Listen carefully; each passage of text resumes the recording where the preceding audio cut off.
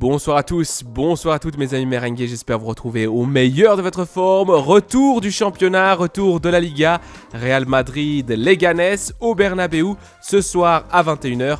Je vous laisse pour cette journée 29 de Liga avec ma traduction de la conférence de presse de Carlo Ancelotti en français. C'est parti, let's go!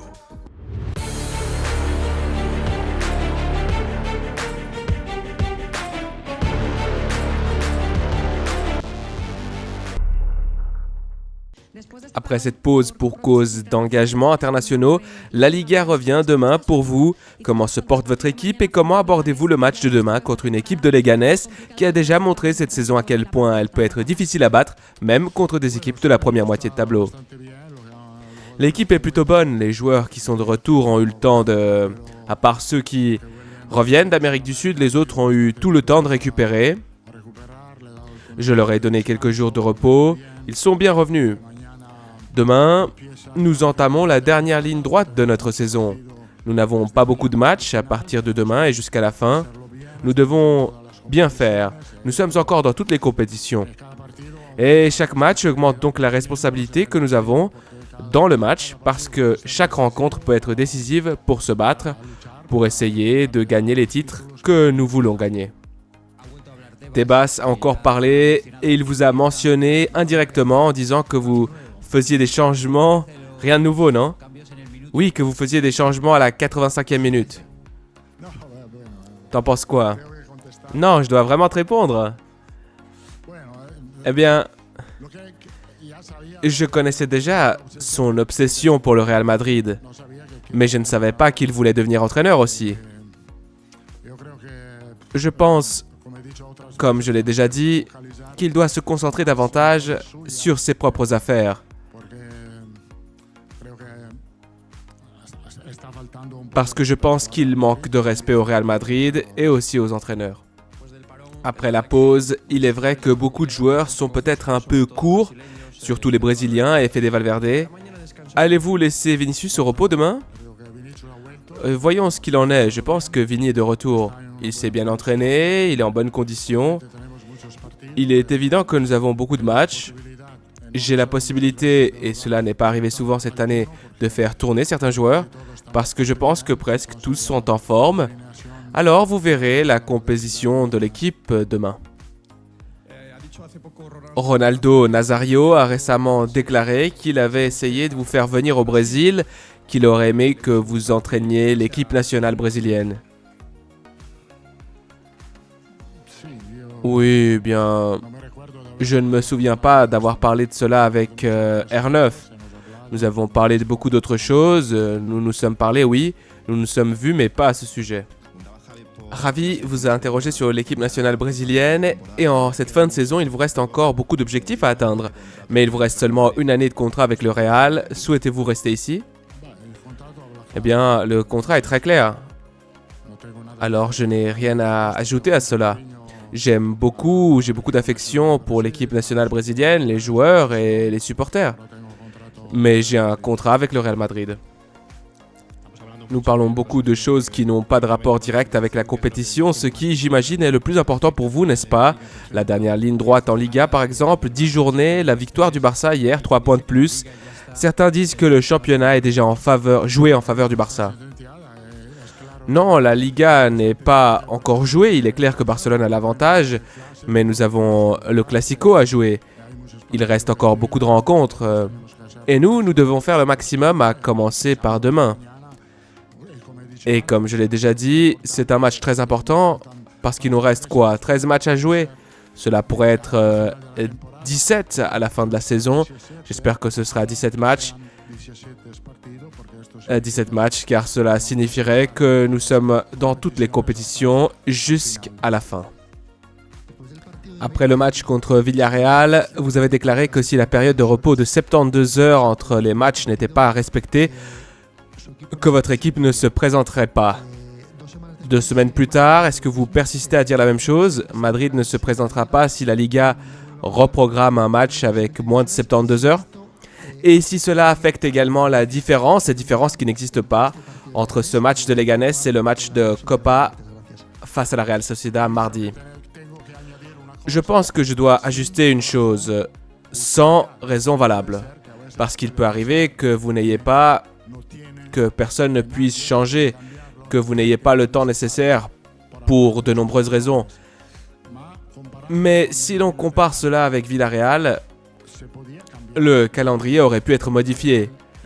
Parce que Villarreal était d'accord et que les chaînes de télévision étaient également d'accord. La seule entité qui n'était pas d'accord, c'était la Liga. Il n'y avait donc aucune raison valable. Il n'y avait pas de justification. Le calendrier pouvait être modifié, point final. Et si un match peut être changé, s'il peut être changé et qu'il ne le change pas, nous ne le jouerons pas. S'ils ne peuvent pas le changer, évidemment, que nous nous présenterons. Vous nous avez dit parfois, sans pointer un visage, que vous lisez, regardez, écoutez ce que nous disons dans les médias. Pendant les 2 semaines où nous ne nous sommes pas vus, où il y a eu une pause internationale, Madrid a signé Arnold, renouvelé Asensio, va signer Zubimendi, va signer Huysen, Rodrigo peut aller à City, il faut que vous parliez à Arda et Hendrik, voir ce qu'ils feront la saison prochaine, vous voulez l'Arabie et le Brésil, et Madrid veut Xabi Alonso. Est-ce que vous parlez de ce genre de choses? Est-ce que vous y accordez de l'importance? Est-ce que vous les lisez ou les commentez? Non, écoute, j'ai passé un très bon moment parce que je suis retourné en Italie pour voir mes arrière-grands-parents, Leonardo, Botticelli et Caravaggio, et j'ai beaucoup apprécié et toutes ces choses, heureusement, je ne les ai pas lues. J'aimerais savoir si vous avez été recontacté par la Confédération brésilienne de football ces derniers jours. Non. Non, tout simplement non. Ronaldo Nazario s'adresse aux médias brésiliens. Dans les médias brésiliens, avez-vous l'impression que certains veulent voir Carlo Ancelotti partir du Real? Non, non. Je suis assez habitué à ce genre de choses, à ce monde. J'ai beaucoup de choses à réfléchir, à penser, et tout ce qui se passe autour de moi, autour de ma figure, autour du marché des transferts, cela ne m'intéresse pas.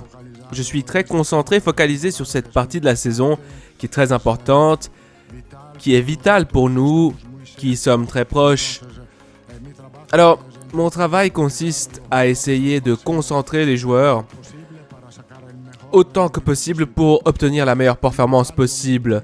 Car nous avons quelque chose de très bon devant nous, très proche des titres, et nous ne voulons pas les perdre. De toutes les choses qu'Alberto Pereiro vous a racontées, je ne pense pas qu'il ait mentionné une nouvelle, une news qui a été rendue publique aujourd'hui, à savoir que vous allez être jugé mercredi pour un délit présumé de fraude fiscale. Vous souriez, et j'imagine que c'est un sourire ironique. Oui, je souris parce qu'il y a beaucoup de sujets de débat sur la table, Tebas, le Brésil. Le sujet le plus important en ce moment pour moi, oui, c'est celui-là, mais c'est la vérité, oui. Je dois aller témoigner la semaine prochaine et j'y vais à fond. Oui, oui, dis-moi. Alors, je termine ma question. Je pense que l'année dernière, ou il y a 2 ans, cette question avait été soulevée juste avant un match de Ligue des Champions. Et vous aviez expliqué que vous aviez déjà payé le montant et même une amende.